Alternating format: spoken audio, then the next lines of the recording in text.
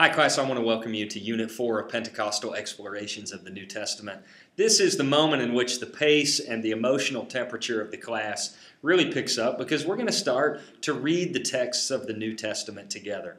I was so encouraged to read and grade your reflection papers today from the last unit because clearly you all have engaged heartily and heavily with Chris Thomas's 6-point rubric that challenges us to think about how we read the Bible distinctively as Pentecostals. It was fascinating to me to see the diverse emphases within the class on the various points of that rubric.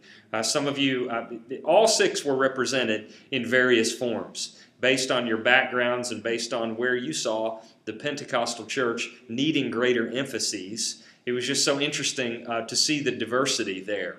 And that diversity is going to contribute greatly to our experience in the class, particularly as we comment on one another's papers each week. So remember to do that by midnight tonight, which is Monday. In Chris Thomas's first lecture to us, he compared the voices of the New Testament to the voices of a gospel choir. When I lived in Chicago and was doing my graduate work and a youth pastor, I attended a predominantly African-American church on the south side of Chicago, and I well remember the way that a gospel choir worked. So many people want the New Testament to be this easy, ironed-out message in which everything is flat and the same.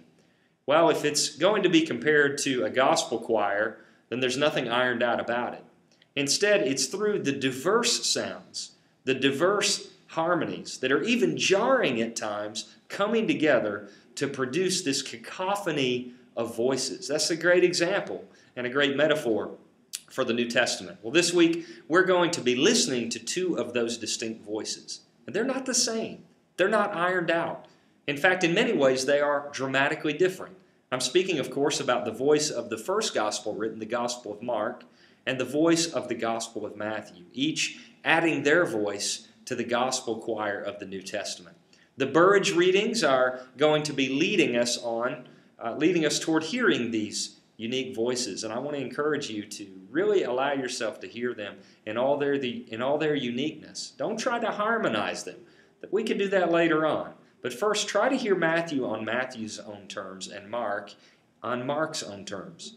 We'll also this week be reading an article by John Christopher Thomas, which brings us into the way the early Pentecostal movement was reading the New Testament. I've got news for you.